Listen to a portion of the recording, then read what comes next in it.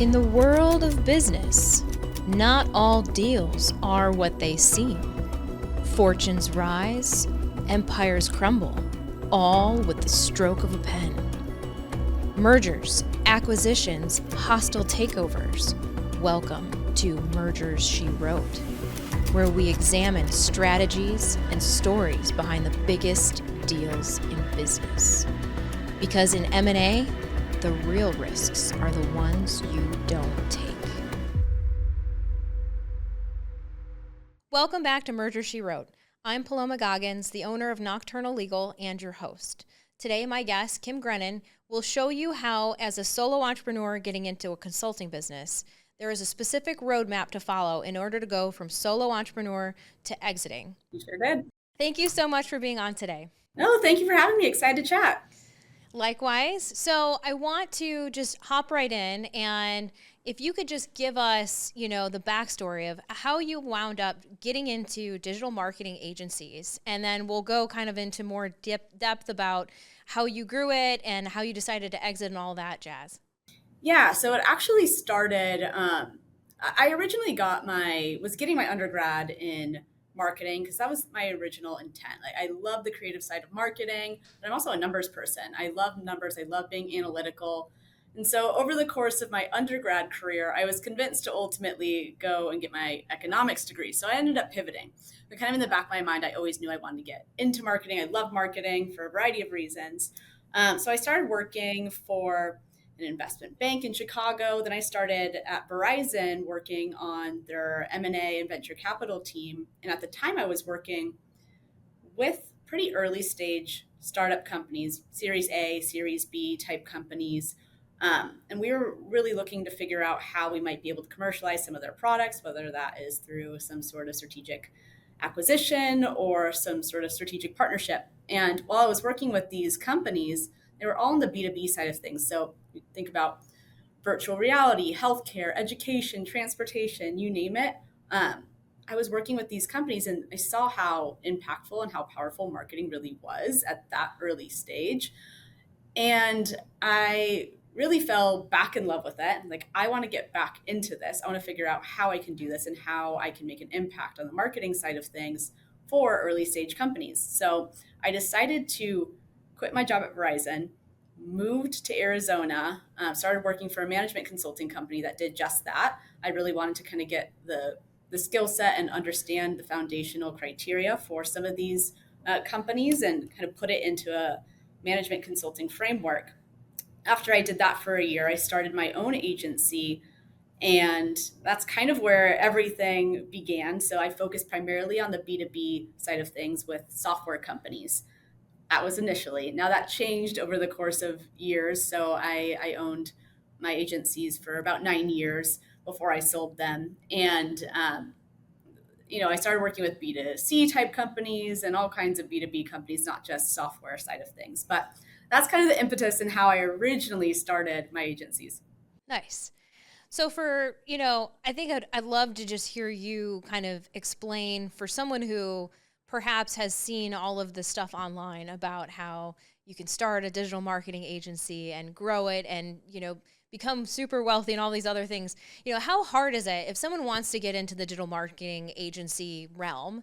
Do you have to start it off with a baseline knowledge? Is there stuff that you can learn along the way? I mean, how realistic is it to start something? Do you consider yourself to be in the small minority in terms of people that made it, to the finish line at the end? I think so. Extra context. When I first started my digital marketing agency, I really had no background in marketing. I didn't even know marketing. Like, most of the stuff that I've been doing was more traditional consulting and market positioning, go to market strategy, but not actually being the one who's executing on many of those things. So I originally was kind of doing freelance stuff with a lot of different clients who were looking for strategy work, and all of them kept asking me, "Hey, can you do marketing? Can you do marketing?" Like, well, in theory, yes. Like, I have a social media account. I played around with a couple of things, but I really had no experience. And I just kept getting the question over and over again until finally one client's like, "I don't care. I want you to try to figure it out. I'll pay you to figure it out. I just need help in marketing." And they trusted me at the time. So that's kind of how it started, where I didn't have any background. I just did a lot of YouTube videos. I looked at some like online courses, just consumed as much information as possible. So I definitely do think it's possible where is that's exactly how I started. I didn't have a background in it. I was just able to get clients. I had clients, I had these relationships, and they needed marketing help, and that is by far, even today when I talk to people, everyone wants marketing, everyone wants lead generation, and if you're good at being proactive and reaching out and you aren't afraid to talk to people, that's really how things started to fall into place for me, where I would go and get coffee with as many people as I possibly could. We had happy hours, dinners, lunches. I'd reach out to people on my LinkedIn network, strangers who I knew would be interesting to speak to. Just started those conversations, and those conversations led to them introducing me to other peers of theirs, and more and more marketing work. So originally it was me by myself, pretty much as a freelancer, um, growing it. And I do think that is a pretty normal case for a lot of people who are kind of in the marketing world, or they're thinking of starting their own thing on the marketing side. And that's how I would say 95% of digital marketing agencies form, where it's just the freelancer, the owner operator, and then all of a sudden it just becomes too much for them. They might hire some contractors, eventually full-time employees. That's the trend that I see with almost every agency owner that I speak with.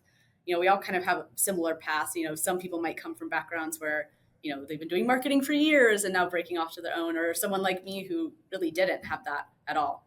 I like the part that you talk about where it really comes down, because I feel like this is so universal, especially in a service based industry, where this idea of networking and networking being the catalyst for growing and creating new business. I think there are so many people out there who start a business and they don't know why it has failed in the first year. And a lot of times when you talk to them, you realize they haven't done the work to network and build the foundation for their business when it comes to referrals and starting just an initial client base, right? And so whenever people come to me and they're like, oh, how do you start a business and make it last? And I'm like, well, a lot of it has to do with not just marketing, but also marketing yourself individually. So I love that you talked about that. Yes, I say that is most important. A lot of people, getting into the digital marketing world is one of the easiest businesses to start, in my opinion. Pretty low overhead. You can kind of get into it.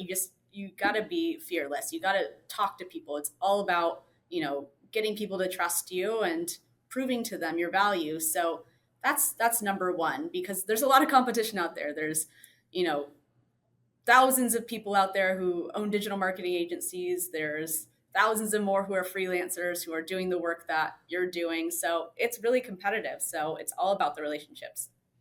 100%. And I had a guest on a couple of weeks ago that she owns and operates a pest control company with her brother, and a same concept, right?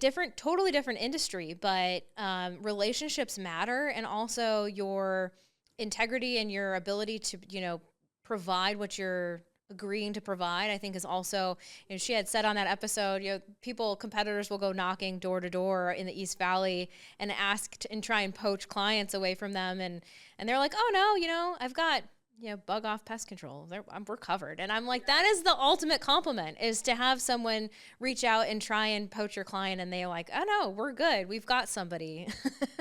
Totally, totally. And what I found was really successful for me when I was first starting, and we used this for, up until the day that I sold it also, is kind of our approach, where what's really important, especially setting yourself up for an exit.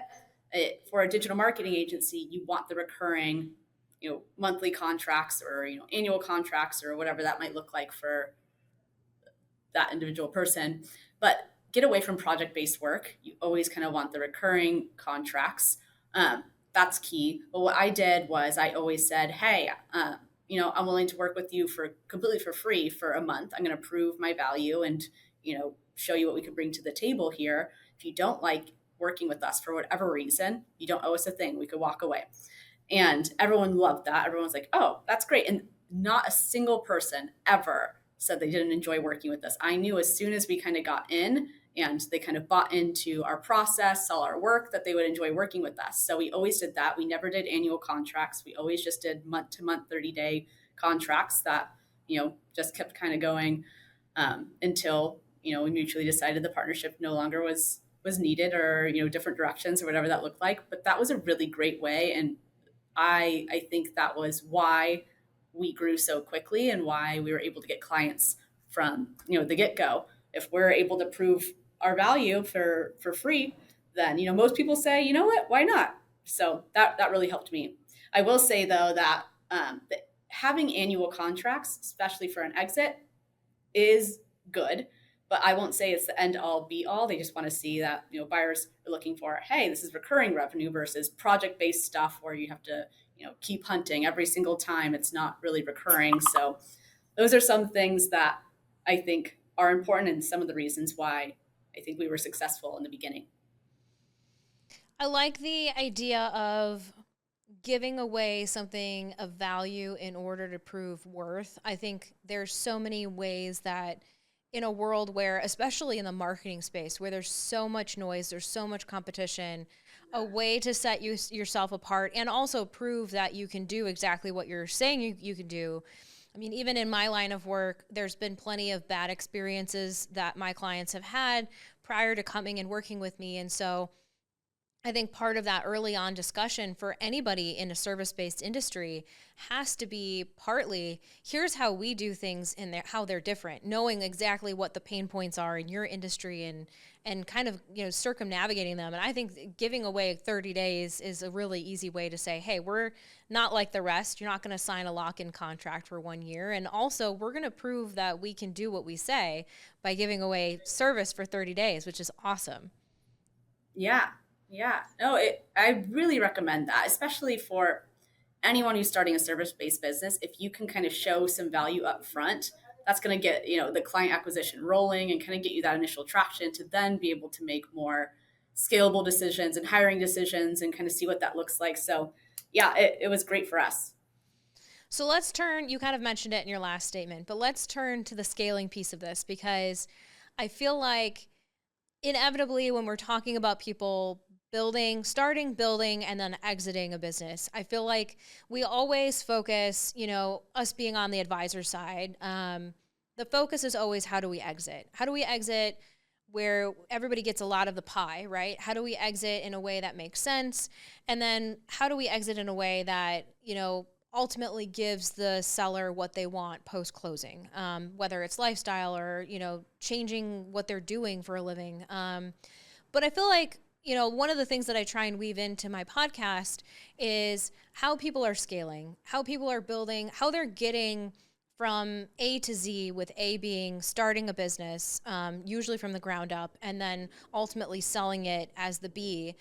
And so, with that being said, when you were talking briefly a few minutes ago about how, the business gets to be really busy and you start hiring people and you kind of grow, what would you say is sort of a good, I think, from a service-based business, but also from a digital marketing space perspective, how do you find good talent? How do you bring on talent? How do you decide when you have enough work to bring on talent? Because I know for every business owner, the key question is, when am I big enough that I can start affording to bring on someone to help?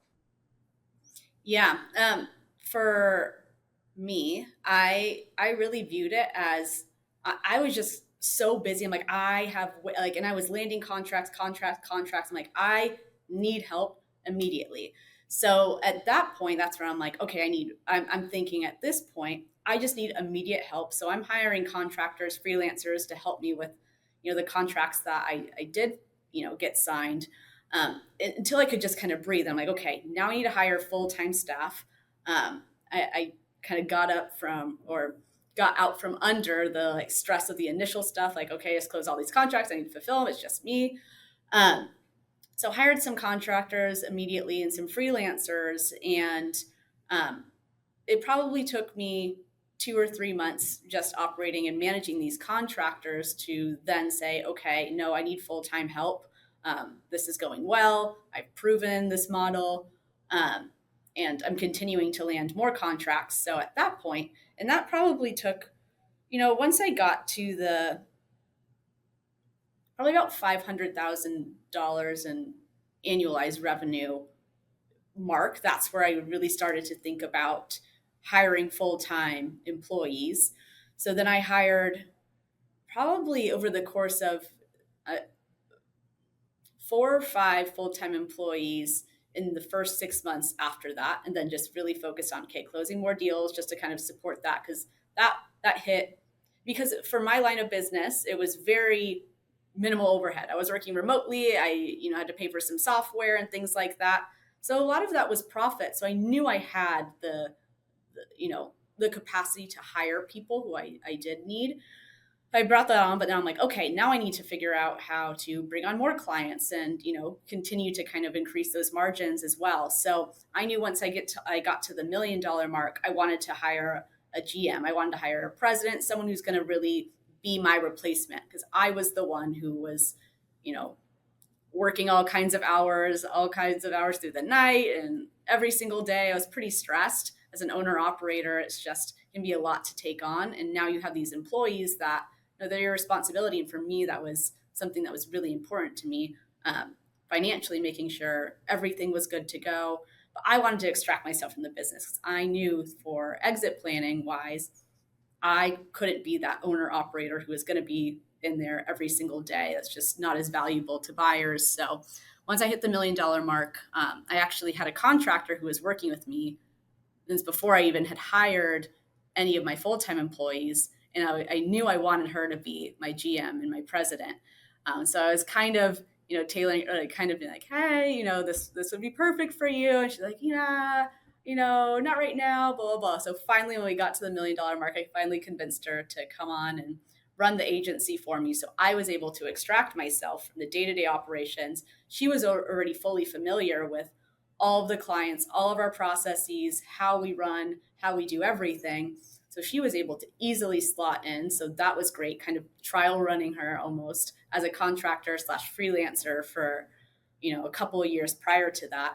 So she slotted right in. I was able to extract myself and I was able to then solely focus on sales and marketing for our own business. And that really helped. I cannot say enough how important that was for just even my own mental health, but also being able to be in the position that I wanted to focus on sales, focus on those relationships, bringing in new business without having to be in the weeds of everything and managing the team. Because for me, managing people is really difficult. It's not something that comes incredibly naturally to me. I love my autonomy and I kind of give full trust to all of my employees, but if things start to kind of go outside of the guardrails, I'm not the best. I'm not very detail oriented. I'm not going to be the one that's going to be finding that and figuring that out right away. So I knew I had to find someone to do that for me. Well, I think you've made a lot of really great points especially for listeners who are they themselves thinking about how do I scale? I feel like inevitably most business owners get to a point, they go from solo entrepreneurship to team-based thinking. And I think this idea of, okay, I'm working too many hours. I'm not happy with my life anymore. How do I make that transition into bringing on the team so that I can get my life back per se, right? Or at least get more hours back. And I think one of the things that you said that's really, I think I wish owners would hear it truly, is that freeing up your time as an owner gave you the ability to go out and close business and be the rainmaker, right? Which was originally for a lot of solo entrepreneurs, you are inherently a rainmaker to begin with, because otherwise how would you have gotten your business started in the first place? So I think this idea of going back and scaling back, you doing the physical work allows you to go back into that marketing mode and start landing clients and doing the I always make the joke, in the legal world, there's this guy back in Wisconsin, which is our home state. One call, that's all. The guy's a personal injury firm. He's like the Wisconsin version of Raffi, but he's Yeah. he's on every billboard. He, just like Raffi, he's got sponsorships for the Bucks and the Brewers and everything else. And but at the heart of it, he does no legal work. He is really the spokesperson.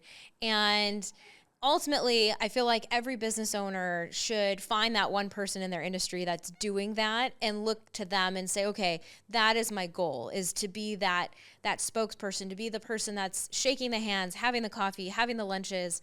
And obviously there's some parts of the business that you may not be able to fully replace yourself, and you'll not want to be a full backseat driver on everything, but this idea that you cannot grow without giving yourself back your own time, I think is so critical. Yeah, no, for sure. And it really did change things just with, my free time and everything. And it really became a business that I really started to enjoy, because I was getting to the point I'm just like, this is a grind. This is way too much for me. There's a lot going on. And, it really kind of gave me renewed energy too. So that was so nice. So I think take home message for anyone listening is that if you're at a point where you feel financially you're stable, take a pause and consider whether there's a way to dip your toe in the pond, right? Kim had just explained, she worked with some part-time people to really start kind of bringing on new talent. And then ultimately she took some of those people and converted them to full-time talent, which I think is an awesome idea. To your point, being able to onboard someone that's fully, aware of all your systems and the process that you love is priceless in a lot of ways. So at the beginning, we talked about how you had 3 agencies. Now, how does that fit into the story? Did you have one and it grew so big that you decided to off-spin and do 2 separate, or were they different focuses, or why the 3? So the first one was truly there was myself and one other 1099 essentially. So this was like the babyest of baby things. It was a small lead generation service, basically for companies, and I had turned around and sold that within a year, just to another competitor, and that was pretty quick. But that was like when I first started as a solo kind of freelancer, Kim the marketer freelancer. That was kind of early stages, as I was also building, my other freelance marketing work.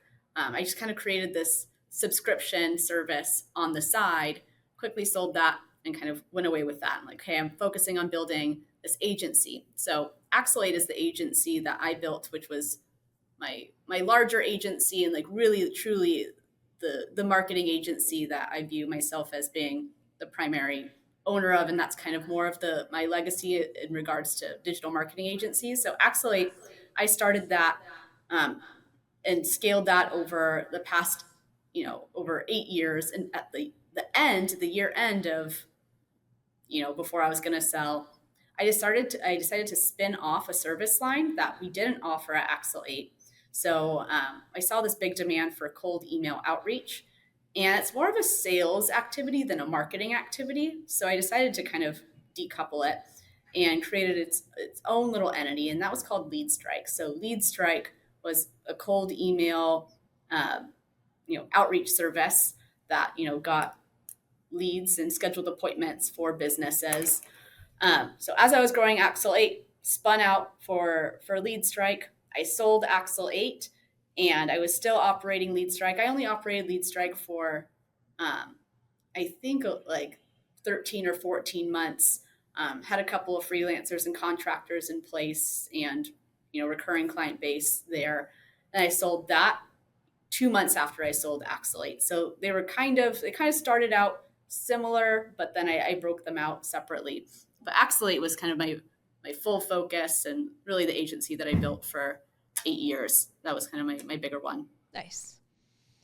So, and then I have to ask, was the sort of Lead Strike, was it something that you stumbled upon? It sounds like, and I love how all entrepreneurs that I talk to, they always have this like story that they never meant to end up where they are today, and it just all came together. And I love that I have yet to find someone that was like, I purposefully went out and I did this, and I, Right. from just day one, I knew exactly what I wanted. And so I think if anything, the take-home message from all of my podcast interviews so far is that you never know where life is going to take you, and you should just buckle up Totally. and take a ride.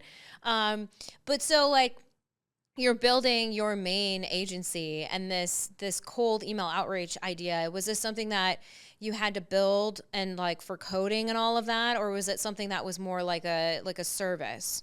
It was more of a service, but I coupled together 5 or 6 pieces of software to put together in the system. But I really was built because I was using the same system within Axle 8 to get us new business, and I'd been using it for years, and I became a technical expert in cold email outreach because it is a highly technical service. You have to There's all different kinds of things you need to do to um, make sure that you're landing in primary inboxes. These aren't designed emails. These are, one-off, plain text emails. I'm sure everyone's received a million of them, but there's a good way to do it and there's a bad way to do it. And what I found was that, a lot of my clients, a lot of people kept asking me about it. Hey, can you do this for my business? Would love for you to set it up. This seems great. You're getting what kind of results? People were really impressed with, how we were generating all of our business, and the lion's share of it was through cold email. So that's why I decided to break it out. And I knew that I was selling Axle 8 at the time also. So I was like, well, if I built it within Axle 8, then I might not be able to extract as much value from it. I was thinking kind of more in terms of, okay, exit wise, I can make it its own entity, build that up for, a year. Ideally, you build it up for longer than a year, but, build it up for a year and then sell that also. So that's why I ultimately broke it out, because I knew I was selling Axle 8 and I didn't want to just start this brand new service line within Axle 8 and really not be able to get as much, get much value from it when I knew I was going to sell it in a couple months. So otherwise, I would have probably just looped it into Axle 8 as a service line. But that's why I ultimately chose to break it out, just to kind of capitalize on another exit. Nice. I'm going to put you on the spot here in terms of like on the fly advice for marketing. But for anyone listening who's not in marketing and has a small business, what would be like the baseline top 3 things that someone could do? Because I feel like when you were talking about cold email outreach, which is absolutely outside the realm of what I do, I actually don't even know if the rules of ethics would allow me to do that, to be quite honest. But like my thought process was, from all that I know about cold outreach on email, is that it is exceptionally difficult. And for you to sit here and be like, yeah, we mastered it. And I was just thinking to myself, that is so cool. I want to know more. So tell me, like, what are 3 nuggets that you could give a business owner that just, and this is a total sidebar. We'll get back to your journey in a second. But what are 3 things that you could tell a business owner? Like, what are key things that they could be doing, either on their own or with a partner like what you had? Do you mean with cold email outreach specifically? Oh, no, it could be something else. It could be whatever you think is like more important. Because I feel like not all businesses are perfect for cold outreach. That's right. I always say, though, if you're a B2B business, 100% you should be doing cold email outreach for anything. On the B2C side, there's technicalities and there's also legal reasons why you wouldn't want to do cold email outreach for a B2C type of product or service. So anyone B2B, it's way more affordable than like running ads, for example, on Google Ads, Meta Ads, or anything like that. And you're going to get a lot more scale. You have a lot more control over the messaging, and you can really customize every single email at scale in an efficient way. So that is by far always my number one thing that I say, hey, if you can, do this, set this up. I've done it in every single business I've started including now as a business broker. That's how I get all of my leads. And it's proven to continue to be successful over, years and years, despite everyone getting a million messages. If you have the right message, if you know how to thread the needle, if you know how to kind of get people's attention and sound like a human and be relatable. I like to, add humor into mine also, but that's always the number one thing I lead with. I'd say depends upon your industry, but usually, and this is a little, I guess, not necessarily controversial, but I would say don't even, bother. Don't necessarily waste a lot of time and effort on social media unless you're more of like a B2C type product. And, I start on TikTok. That's where you can kind of get the most virality through that. But in terms of organic social media, it's really hard to get traction on social media. I think it's important for long-term strategy. I think you need to be there. You need to be posting, occasionally, but don't waste all of your time and effort on social media initially. find other channels. It's going to, help grow you much faster. The algorithms, it used to be you'd post on Instagram, for example, and 98% of your following who logged on would see your post. Now it's shifted to 5% of your own following will even be displayed your own post. So it's just really hard to organically grow that way. And social media is very time consuming. To do it right, it's a lot of time and effort that goes into it. So when you first start off, get a couple of posts here and there, but I wouldn't bang my head over it. That's just my opinion. But again, it depends upon the business and the industry too. So those would be probably some of my top suggestions. And then also kind of back to what I was talking about, talk to anyone, see if you could reach out on LinkedIn. I literally would go on LinkedIn and just find a bunch of, I'd sort by titles, industries, and I'd sort by my second degree connections on LinkedIn and just say, hey, I saw that you're connected with so and so, would love to meet up, XYZ. And I would just send like 50 messages a day. And then I just kind of lined up an entire month worth of, okay, today I'm meeting with this person. Tomorrow I'm meeting with this person. I literally would have, I originally started out with, I wanted to meet with 30 people in 90 days, but then it turned into, I ended up meeting with 90 people in 60 days. So that really kind of kickstarted things off for me because everyone seemed to have like, oh, you should meet with this person. So that person gave me someone to talk to, or whether that's meeting them in person or I'd hop on a call with them. That really skyrocketed my business. I went from having, maybe 5 clients just from my own to 50 clients in a matter of, 45 days. And I was just really overwhelmed, but it works. If you have the appetite to talk to people or, maybe phone calls or, something's better. But I will say that in person does add a layer of, relationship building and trust. And that really helped me. 100%. Yeah, I think the idea, I like that you mentioned that being on LinkedIn and writing to people, you had this baseline idea of meeting with X, it was like 30 people in a certain amount of time, and then it ended up exploding. And I feel like when you do get into networking, it is so dangerous because everyone is so interested in meeting that your whole calendar can be just meeting with people and having lunch, coffee, dinner.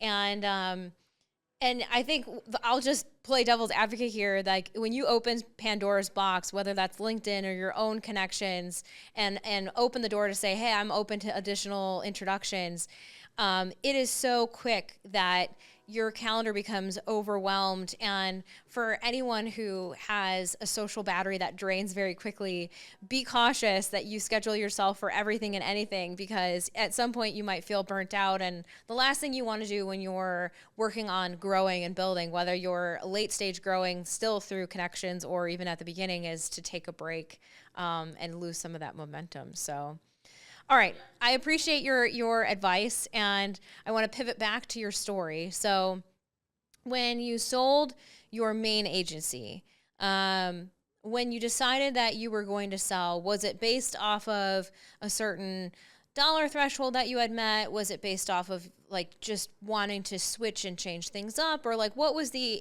real underlying reasoning for why you decided to ultimately look to sell? Yeah, the timing of it was really just, I was ready to be done. I never necessarily wanted or expected to start a digital marketing agency. To your point earlier, it kind of fell into it and figured it out. But it was just I was ready. I had been ready for years, but I had so much fun. The team that we built, our office environment, everything was so much fun. We all had so much fun together. So after COVID, we got rid of our office and went fully remote. And that definitely did change the dynamics and took away some of the aspects of what I really loved about the agency was the people and the team and everything that we did together. It was so much fun. So when I was fully remote, just kind of in it on the work side of things, it became less fun for me. And I was, ready to transition and figure out what was next for me. So that's ultimately why I decided it wasn't, a certain you know, number I was looking to hit. I was ready. I had extracted, what I wanted from everything growing Axle 8. And that allowed me to, at the time I was buying residential real estate as well for long-term rentals, because that's really where a lot of my passion was. So I was leveraging, bank statement loans on the business to qualify to buy multiple properties at a time. So that was really helpful for me. And I'm like, okay, I acquired, 8 new properties, all residential, single family real estate stuff. That was my number one goal actually. So I did that, and now I got to sell my business and make some extra money on top of that and have a great exit story. And that's that's ultimately kind of my path. That's cool. I think ultimately, no one can make a decision about whether they're ready or not except for themselves. I feel like there's a lot of times when I speak with clients that they reach out and they say, hey, I've got a cold offer, never intended to sell, receive something in the mail or receive something in their inbox, maybe one of your cold outreach emails. And ultimately, it starts a really important conversation for them. And I think sometimes they're not in the right space, but they also might not be prepared for their business either. And so I always like to ask people who have gone through this process, like what ultimately made them decide that they were ready to exit? Because I feel like there are times when business owners are mentally ready to be done, kind of like what you were saying. You had gotten to a point where you're like, you know what? This has served its purpose and I'm ready to move on to a new chapter. But their business, unlike what you were describing, where you have process and systems and a good team, they may not have that. And so the struggle then becomes having that conversation with them about, okay, well, we still have a really big issue with you being everything and everything to everyone and also doing all of the things in your business as well. And so I always like to ask that question because I think it gives people additional insights into themselves too when they're hearing it from someone else. Yeah. And for me, being a digital marketing agency owner, it's hard. You have you're your own boss, but you have, 50 other bosses plus them. All of your clients are your boss essentially. So it can be hard. You're dealing with a lot of different personalities. With any business, you're dealing with the ebbs and flows of income, expenses, and going through a pandemic and, all of that stuff. Like, you just always got to figure it out. And that just became a lot. And, ultimately I was, a new mom also. And that was, a new transition for me. So it was just my time. I was ready to de-stress for a little bit. So, when you went through the process of selling, could you give us some background of like how did the process go for you? What were some things that were unexpected that occurred, or maybe they went better than expected?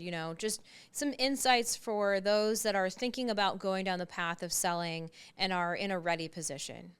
I would say talk to multiple brokers for sure, or M&A advisors. Get as much information as you can about their process, what they do, make sure that they are vetting their buyers, making sure they're getting proof of funds, and just really understand what they're going to do for you. Is what I will say is for me when I sold, I had gone to this kind of like multiple day event that was for business owners. It was all about kind of exit strategy and planning for your exit. And at the end of it, it was I had the hook that and we could be your brokers. We can do it. And I ended up really really liking them. I loved the guy who was putting on doing a lot of the conversations and the workshops, and ultimately signed with them. But he went away like immediately. I didn't realize that I wouldn't be working with him directly, and the team wasn't I wasn't as happy with the team. But so that's what I do regret, is that I didn't ask more questions up front and really understand their process. And once I got into it, we immediately had offers on the table. I think within the first 30 days, so we immediately went under LOI. But what I know now is that there was no like earnest deposit put down, but that should be the case. There was no vetting of these buyers. There was no proof of funds. There wasn't a lot of things that now I know that brokers should absolutely be responsible for, making sure that they're qualified, making sure that the process is we're moving towards end goal. So there was, we immediately went under LOI. We got dragged out for like 4 or 5 months. They couldn't come up with the funds. So then we had to basically go back to market. We got under LOI immediately with another buyer who then dragged us out for, I think, 7 to 8 months. And then he ultimately renegotiated the entire offer. Evidently that was kind of a strategy. He had acquired a bunch of different digital marketing agencies. And afterwards, I had spoken to many of the companies that he acquired, and they said he did the same thing to all of them. And then they had to take, half of the offer because they drug them out for so long. And they were like, well, I guess this is it. I just wasted 8 months. I might as well take it. I ended up walking away from that guy, but that also killed time for us. And at the time, our revenue had dipped too. So now our valuation was lower and our profitability was lower. So that took a hit for us. We ultimately went under contract for a third time.